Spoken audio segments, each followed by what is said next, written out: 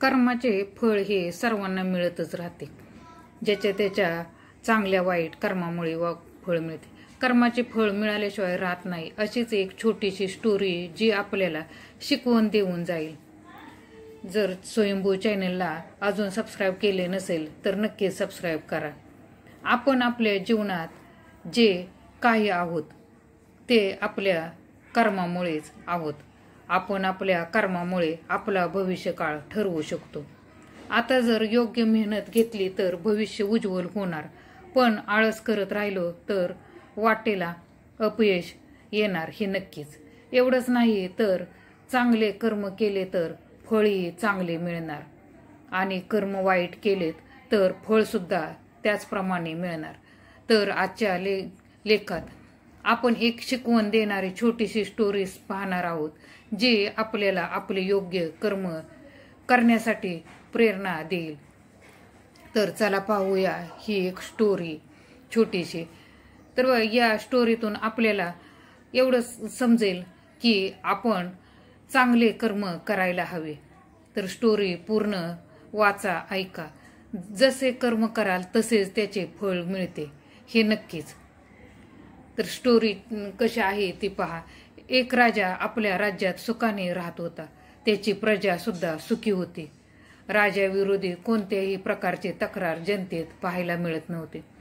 असेच एक दिवस राजा स्वतःची कुंडली पाहत होता आणि कुंडली पाहता पाहता त्याच्या मनात एक विचार आला की आपण ज्या दिवशी जन्म घेतला असेल त्या दिवशी या जगात बाकी लोकांनी सुद्धा जन्म घेतलाच असेल, पण बाकीचे लोक माझ्यासारखे राजा का बनले नाहीत.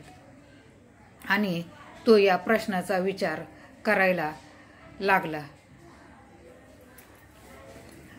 राजा या प्रश्नाने अस्वस्थ झाला होता आणि त्याने लगेच दुसऱ्या दिवशी त्याच्या सर्व मंत्र्यांची सभा बोलावली. राजाचे असे अचानक बोलावणे ऐकून सगळे भयभीत झाले आणि दुसऱ्या दिवशी सभेत लगेच हजर झाले. दुसऱ्या दिवशी संपूर्ण सभा मंत्र्यांनी गच्च भरली. तेव्हा राजाने त्याच्या मनात उठलेल्या प्रश्नाला सभेत मांडले. त्याने सर्व मंत्र्यांना विचारले की जेव्हा माझा जन्म झालेला असेल तेव्हा राज्यात किंवा जगात बऱ्याच लोकांचा जन्म झालेला असेल, मग माझ्या जन्माच्या वेळी जन्मलेली व्यक्ती राजा का बनले नाहीत. राजाने प्रजेला हा प्रश्न विचारताच कोणत्याही मंत्र्याजवळ या प्रश्नाचे उत्तर नव्हते. तेव्हा सभेतील एका वृद्ध व्यक्तीने राजाला सांगितले की राजन, आपल्या या प्रश्नाचे उत्तर जंगलात एक बाबा राहतात, ते देऊ शकतात. राजाने क्षणाचाही विलंब न करता जंगलात धाव घेतली आणि तो जंगलात त्या बाबांच्या शोधात गेला. बरेच दूर जंगलात गेल्यानंतर त्याला ते बाबा दिसले. ते बाबा कोळसे खात होते, पण त्याला त्याच्या प्रश्नाचे उत्तर हवे होते. म्हणून तो बाबाजवळ गेला आणि त्याने त्याच्या मनातील प्रश्न बाबांना विचारला. तेव्हा बाबांनी त्याला सांगितले की माझ्याजवळ तुझ्या या प्रश्नाचे उत्तर नाही आहे.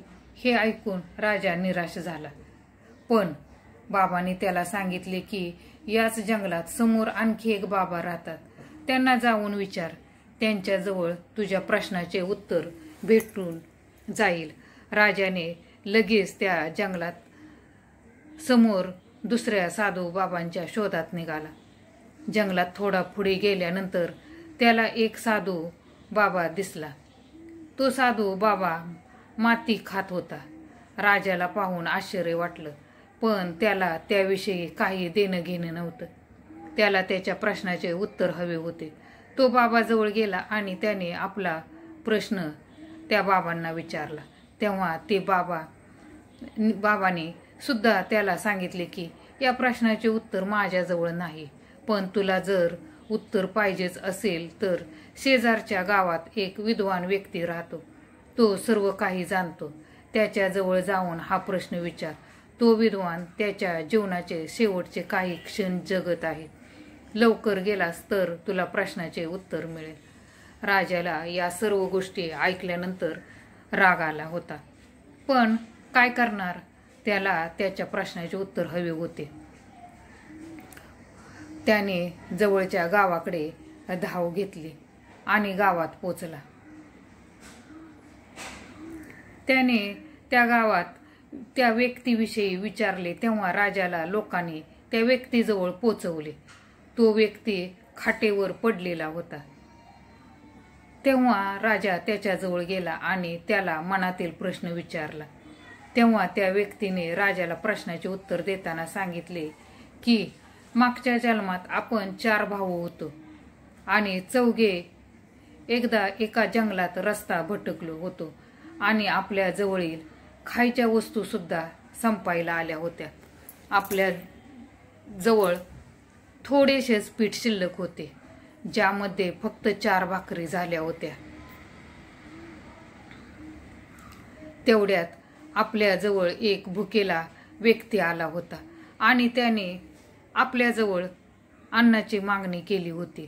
पण आपल्यापैकी मोठ्याने त्या व्यक्तीला असे म्हणत दूर केले की तुला मी ही भाकरी दिली तर मी काय कोळसे खाऊ का? तसेच दुसऱ्याने म्हटले की तुला भाकरी दिली तर मी काय माती खाऊ का? मी सुद्धा त्याला नकार दिला होता, परंतु तुम्ही त्याला तुमच्या हिश्श्याची भाकरी खायला दिली होती आणि त्याने तुम्हाला आशीर्वाद देऊन तो तेथून निघून गेला होता.